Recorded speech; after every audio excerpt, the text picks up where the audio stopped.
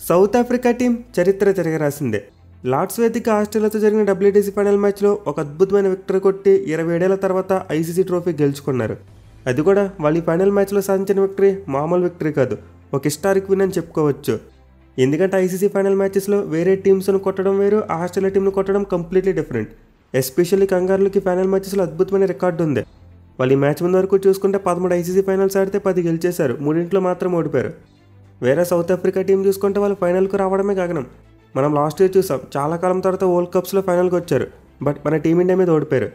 అయితే ఇప్పుడు చూసుకుంటే మాత్రం అదే జూన్ మంత్ సరిగ్గా 1 ఇయర్ తర్వాత సౌత్ ఆఫ్రికా టీం తమ కలను నెరవేర్చుకుంది. సో చాకర్స్గా పేరున్న సౌత్ ఆఫ్రికా టీం ఈ మ్యాచ్లో మైట్ ఆస్ట్రేలియా టీంని బీట్ చేసిందని చెప్పి ఎవరు ఎక్స్పెక్ట్ చేసి ఉండరు. చాలామంది సౌత్ ఆఫ్రికా టీం గెలిస్తే బాగుంటుందని అనుకున్నారు, కానీ ఎవరికి ఎక్కువగా నమ్మకం లేదు. ఎందుకంటే ఆస్ట్రేలియా టీంకు ఇలాంటి ఫైనల్ మ్యాచెస్ గెలవడం ఒక బ్రెడ్ అండ్ బటర్ లాంటిది. ఇన్ఫాక్ట్ గత 10 నెలల్లో చూసుకుంటే ఆస్ట్రేలియా టీం ఎప్పుడు కూడా ఐసీసీ ఫైనల్ మ్యాచ్ ఓడిపోలేదు. వాళ్ళు చివరిగా 2010లో T20 world cup final England మీద ఓడిపోయారు. బట్ తర్వాత చూసుకుంటే మాత్రం వాళ్ళు ఆడిన ప్రతి ఫైనల్ మ్యాచ్ గెలిచేశారు.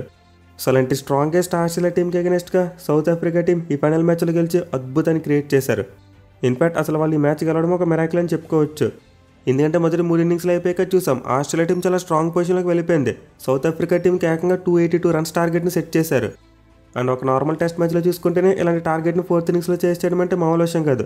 చాలా సందర్భాల్లో టీమ్స్ ఓడిపోతాయి. ఇన్ఫాక్ట్ సౌత్ ఆఫ్రికా టీం తమ టెస్ట్ క్రికెట్ చరిత్రలో 4 సార్లు 5 సార్లు ఇలాంటి గంత సాధించారు. ఐ మీన్ 230 కంటే పెద్ద టార్గెట్ని చాలా తక్కువ సందర్భాల్లో చేయగలిగారు. అయితే ఈ మ్యాచ్ చూసుకుంటే ఏమీ నార్మల్ మ్యాచ్ కాదు, ఒక ఐసీసీ ఫైనల్ మ్యాచ్ అంటే ప్రెజర్ విపరీతంగా ఉంటుంది. అందులోకి సౌత్ ఆఫ్రికా టీం మీద చాకర్స్ అనే ముద్ర ఉంది. At the same time Australia team చూసుకుంటే వాళ్ళకు ట్రోఫీ కలెక్టింగ్ టీం. సో దీంతో 282 రన్స్ టార్గెట్ చూసిన తర్వాత సౌత్ ఆఫ్రికా టీం గెలుస్తుందని చెప్పి ఎవరు ఎక్స్పెక్ట్ చేసి ఉండరు. మెయిన్లీ చాలా ఈజీగా గెలిచే మ్యాచెస్లో కూడా చోక్ చేసి సౌత్ ఆఫ్రికా టీం ఎంత పెద్ద టార్గెట్ని కొడుతుందని చెప్పి ఎవరు అనుకుని ఉండరు. బట్ ఎనివే వాళ్ళైతే 4th ఇన్నింగ్స్లో చేంజ్ చేస్తున్నప్పుడు అద్భుతమైన క్యారెక్టర్ చూపించారు. నిజంగా మైండ్ బ్లోయింగ్ బ్యాటింగ్తో కంగారు తెప్పించారు. ఎస్పెషల్లీ క్రెడిట్ మొత్తం ద మ్యాన్ ఏడెన్ మార్క్రమ్. ఏం ఇన్నింగ్స్ ఆడాడు భయ్య, నిజంగా తన లైఫ్లో ది బెస్ట్ ఇన్నింగ్స్ అని చెప్పుకోవచ్చు. తన కెరీర్ ముగిసిన తర్వాత వెనక్కి తిరిగి చూసుకుంటే అతనికి ఫస్ట్ కనిపించేది ఈ ఇన్నింగ్సే. ఎందుకంటే అతని ఫైనల్ మ్యాచ్లో కొట్టిన సెంచరీ మామూలు సెంచరీ కాదు. అసలు ఒక south Africa batsmen ICC final మ్యాచ్లో మొత్తం అన్ని ఒత్తుల్ని తట్టుకుని ఇలా బ్యాటింగ్ చేయడం నేను ఎప్పుడు చూడలేదు. For the first time witness చేశాను. అది కూడా ఈ మ్యాచ్లో మార్క్రమ్ ఇన్నింగ్స్ ఎలా ఉందంటే ఏదో నక్కి కొట్టలేదు, తొక్కుకుంటూ పోయాడు. అసలు ఆస్ట్రేలియా బౌలర్స్కి మరి ఎక్కువ ఓవర్ రెస్పెక్ట్ అవ్వకుండా చాలా మంచి టెంపోతో బ్యాటింగ్ చేశాడు. ఇన్ఫాక్ట్ మనం చాలా సందర్భాల్లో చెప్పుకుంటూ ఉంటాం కంట్రోల్డ్ అగ్రెషన్ అని చెప్పి, అండ్ ఎగ్జాక్ట్లీ అదే చూపించాడు. ఒకవైపు గుడ్ బాల్స్కి రెస్పెక్ట్ ఇస్తూనే బాల్ లూజ్గా ఉంటే ఖచ్చితంగా కొట్టేసేవాడు. మీలా కవరేజ్ మరి డౌన్ ది గ్రౌండ్ కొట్టిన కొన్ని షాట్స్ చూసాం, బ్యూటిఫుల్గా అనిపించాయి. ఎస్పెషల్లీ Day 3లో మోకాల మీద రౌనే కవర్స్ నుండి ఒక 4 కొట్టాడు, అదైతే అమోఘం. అలాగే షార్ట్ థర్డ్ మ్యాన్ ఫీల్డర్ పక్క నుంచి ఒక డెఫ్ టచ్ ఇచ్చాడు, అది కూడా అమేజింగ్ అని చెప్పుకోవచ్చు. సో విధంగా చెప్పుకుంటే మార్క్రమ్ ఆడిన ఇన్నింగ్స్లో చాలా క్వాలిటీ షాట్స్ ఉన్నాయి. అయితే కొంతమంది అనొచ్చు సన్ బయటకు వచ్చింది, పిచ్ ఈజీ అయింది, అందుకే మంచి కొట్టాడని చెప్పి. కానీ ఇక్కడ మ్యాటర్ అది కాదు, ఫైనల్ యొక్క ప్రెజర్. నార్మల్గానే సౌత్ ఆఫ్రికా బ్యాట్స్మెన్ ప్రెజర్ ఉన్నప్పుడు చాలా స్ట్రగుల్ అవుతారు. అలాంటిది ఒక ఐసీసీ ఫైనల్ మ్యాచ్లో 4th ఇన్నింగ్స్లో చేంజ్ చేస్తున్నప్పుడు ప్రెజర్ ఏ రేంజ్లో ఉంటుందో నేను ప్రత్యేకంగా చెప్పనవసరం లేదు. ఎస్పెషల్ అపోనెంట్ టీమే సౌత్ ఆఫ్రికా టీంలో తడబడే టీం కాదు. వాళ్ళకి ఇలాంటి ఫైనల్ మ్యాచ్లు గెలవడం వెన్నతో పెట్టిన విద్య. అసలు ఇన్ని ప్రతికూల పరిస్థితుల మధ్య మార్క్రమ్ ఆడిన ఇన్నింగ్స్ చరిత్రలో ఎప్పటికీ నిలిచిపోతుంది. మరి ముఖ్యంగా ముందు చెప్పుకున్నట్టు సౌత్ ఆఫ్రికా టీం 27 ఏళ్ల తర్వాత ఐసీసీ ట్రోఫీ గెలుచుకున్నారు. వాళ్ళు ఇప్పుడు ప్రీవియస్గా 1998లో ఫస్ట్ ఛాంపియన్స్ ట్రోఫీ గెలుచుకున్నారు. బట్ తర్వాత చూసుకుంటే ఆ టీం ఫైనల్స్కి రావడమే గగనం అయిపోయింది. కానీ ఇప్పుడు చూసుకుంటే మాత్రం తమ 27 ఏళ్ల నిరీక్షణకు తెరదించారు. ఫస్ట్ టైం డబ్ల్యూటీసీ ఫైనల్కి వచ్చారు అండ్ ఫస్ట్ టైమే కప్ కొట్టేశారు. ఇన్ఫాక్ట్ గత 2 సందర్భాలు కూడా ఇలాంటిదే చూసాం. ఐ మీన్ ఇప్పటివరకు 3 డబ్ల్యూటీసీ ఫైనల్స్ జరిగితే 3 కూడా 3 డిఫరెంట్ ఛాంపియన్స్ని చూసాం. అండ్ 3 టీమ్స్ కూడా ఫస్ట్ టైం ఫైనల్కి వచ్చినప్పుడు కప్ గెలిచేశారు. సో నిజంగా విక్టరీ అయితే సౌత్ ఆఫ్రికా టీంకి ఎప్పటికీ గుర్తుండిపోతుంది. Mainly Graeme Smith, AB de Villiers మరియు షాన్ పాలక్ లాంటి వాళ్ళు ఈ మ్యాచ్ లైవ్లో చూస్తే ఎమోషనల్గా ఫీల్ అవ్వడం చూసాం మనం. ఐసీసీ ట్రోఫీ గెలవడం అయితే సౌత్ ఆఫ్రికా టీంకు మీన్స్ అని చెప్పుకోవచ్చు. వాళ్ళ మీద ఇప్పటివరకు ఉన్న చాకర్స్ అనే ముద్ర ఈ విక్టరీ తర్వాత పోతుంది. మరి ముఖ్యంగా ఈ మ్యాచ్లో గెలిచిన విధానం అలాంటిదే. అసలు ఏముంది ఆస్ట్రేలియా టీం ఈజీగా గెలిచేస్తారనుకుంటే సౌత్ ఆఫ్రికా టీం అందరినీ సర్ప్రైజ్ చేశారు. ఆ 4th ఇన్నింగ్స్ స్టేజింగ్లో మ్యాచ్ని ఆల్మోస్ట్ 1 సైడ్ చేసేశారు. సో మనం ముందు చెప్పినట్టే మార్క్రమ్ అయితే తన కెరీర్లో ది బెస్ట్ ఇన్నింగ్స్ ఆడాడు. అది కూడా ఈ మ్యాచ్లో తన 2nd ఇన్నింగ్స్లో బ్యాటింగ్ వచ్చినప్పుడు విపరీతమైన ప్రెజర్ కనిపించింది. ఎందుకంటే మార్క్రమ్ ఫస్ట్ ఇన్నింగ్స్లో డక్అవుట్ అయ్యాడు. దీంతో తన 2nd ఇన్నింగ్స్లో బ్యాటింగ్ వచ్చినప్పుడు పేరు మీద ఉన్నాడు. బట్ అలాంటి ప్రెజర్ సిచ్యువేషన్లో కూడా అద్భుతంగా షైన్ అయ్యి మార్క్రమ్ ఒక మైండ్ బ్లోయింగ్ సెంచరీ కొట్టాడు. 207 బాల్స్లో 136 రన్స్ కొట్టాడు. ఇక అతనితో పాటు మనం south Africa captain Temba Bavuma, అతను కూడా చాలా క్రెడిట్ ఇవ్వాలి. నిజంగా మైండ్ బ్లోయింగ్ బ్యాటింగ్ చేశాడు. ఎస్పెషల్ అతను ఇంజరీ చూసాం. Day 3లో బ్యాటింగ్ చేసినప్పుడు టీ బ్రేక్ ముందు 6 రన్స్ మీద ఉన్నప్పుడు హ్యామ్స్ట్రింగ్ ఇంజరీ అయింది. అండ్ ఇంజరీ తర్వాత చూసుకుంటే అతను నడవడానికే చాలా కష్టపడ్డాడు. ఇన్ఫాక్ట్ రిటైర్డ్ ఆటగా వెళ్ళిపోవాలని చెప్పి ఫిజియో సూచించాడంట. బట్ బౌమా మాత్రం పట్టుదలగా లేచి బ్యాటింగ్ చేశాడు. అది కూడా మార్క్రమ్కి అద్భుతమైన సపోర్ట్ ఇచ్చాడు.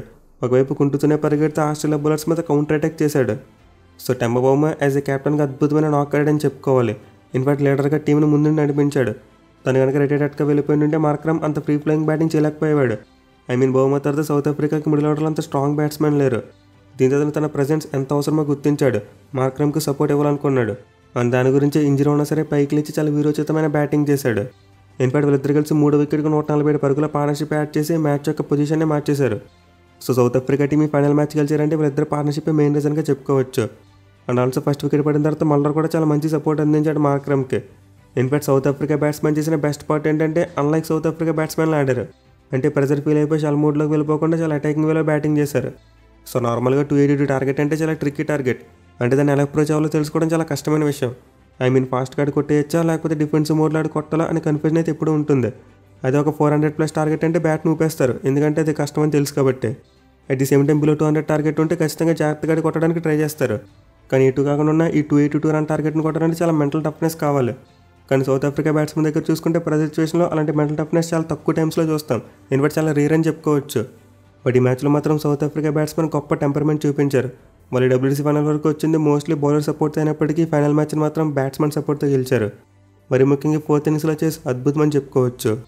సో అయితే డే 2లో చూసాం ఒకనొక పాయింట్ ఆఫ్ టైంలో సౌత్ ఆఫ్రికా టీం చాలా స్ట్రాంగ్ పొజిషన్లోకి వెళ్ళిపోయారు. సెకండ్ ఇన్నింగ్స్లో ఆస్ట్రేలియా టీంను 63 రన్స్కి 7 వికెట్స్గా మార్చేశారు. అంటే పాయింట్ ఆఫ్ టైంలో చూసుకుంటే సౌత్ ఆఫ్రికా టీమే ఫేవరెట్స్గా కనిపించింది. బట్ ఆ తర్వాత చూసాం ఆస్ట్రేలియా టీం కంబ్యాక్ చేసింది. అలెక్స్ క్యారీ ఒక మంచి ఇన్నింగ్స్ ఆడాడు. దాని తర్వాత 10వ వికెట్కు ఒక అన్బిలీవబుల్ పార్ట్నర్షిప్ స్టార్క్ మరియు హ్యాజల్వుడ్ కలిసి 50 కంటే ఎక్కువ రన్స్ యాడ్ చేశారు. దీంతో సౌత్ ఆఫ్రికా టీంకు అరౌండ్ 220 ఉండాల్సిన టార్గెట్ ఏకంగా 280+ వెళ్ళిపోయింది. ఎస్పెషల్లీ స్టార్క్ బ్యాటింగ్ అయితే సౌత్ ఆఫ్రికా టీంని చాలా ఫ్రస్ట్రేట్ చేసింది. ఒక పాయింట్ ఆఫ్ టైంలో ఇదేంట్రా బాబు సౌత్ ఆఫ్రికా టీం మళ్ళీ చోక్ చేసిందని చెప్పి అనిపించింది. సో ఇలా మ్యాచ్ ప్రోగ్రెస్ అయ్యే కొద్ది సౌత్ ఆఫ్రికా టీంకి చాలా కష్టాలు కనిపించాయి. ఇన్ఫాక్ట్ వాళ్ళు ఈ మ్యాచ్ కావాలంటే ఒక మెరాకిల్ పెర్ఫార్మెన్స్ కావాలి అనే స్థితికి వచ్చేసారు.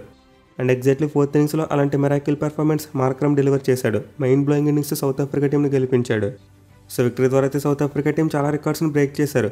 మిగిలిన ఆస్ట్రేలియా టీంలో మిచెల్ స్టార్క్ మరియు జాస్ హేజల్వుడ్ ఇలాంటి వాళ్ళు ఫైనల్ మ్యాచ్లో ఓడిపోలేదు ఇప్పటివరకు. కానీ for the first time final match ఓడిపోయారు. అలాగే టెంబా బౌమా క్యాప్టెన్సీలో సౌత్ ఆఫ్రికా టీం ఇప్పటివరకు ఒక్క మ్యాచ్ కూడా ఓడిపోలేదు. టెస్ట్ ఫార్మాట్లో చూసుకుంటే అతని క్యాప్టెన్సీలో 10 మ్యాచ్లు ఆడితే 9 గెలిచేశారు, ఒకటి డ్రా చేసుకున్నారు. సో ఈ మ్యాచ్కి ముందు రెండింటిలో ఏదో ఒక స్ట్రీక్ ఎండ్ అవుద్ది అనుకున్నాం. అంటే ఇద్దరు స్టార్క్ లేదా హేజల్వుడ్ ఒక ఫైనల్ మ్యాచ్ ఓడిపోతారు, అదర్వైజ్ బౌమా క్యాప్టెన్సీలో South Africa team first time test match ఓడిపోతుందని చెప్పి. సో రెండింటిలో అయితే ఇప్పుడు స్టార్క్ మరియు హేజల్వుడ్ వీళ్ళిద్దరు స్ట్రీక్ ఎండ్ పడింది. ఫర్ ది ఫస్ట్ టైం ఇద్దరు ఫైనల్ మ్యాచ్లో ఓడిపోయారు. ఎనివే ఈ 2025 అయితే కప్ గెలవని టీమ్స్కి ఒక వరంలా మారిందని చెప్పుకోవచ్చు. ఈ ఒక్క స్పోర్ట్లోనే కదా చాలా స్పోర్ట్స్లో చూసాం. ఇన్ఫాక్ట్ రీసెంట్గా ఆర్సీబీ టీం 18 ఏళ్ల తర్వాత కప్ కొట్టడం చూసాం. అండ్ ఇప్పుడు చూసుకుంటే సౌత్ ఆఫ్రికా టీం 20 ఏళ్ల తర్వాత కప్ గెలుచుకున్నారు. మళ్ళీ 2 సందర్భాల్లో the most happiest person AB de Villiers అని చెప్పుకోవచ్చు. తన చిరకాల 2 కోరికలు కూడా 2 వారాల వ్యవధిలో తీరిపోయాయి. So well played South Africa team and congratulations for your trophy victory.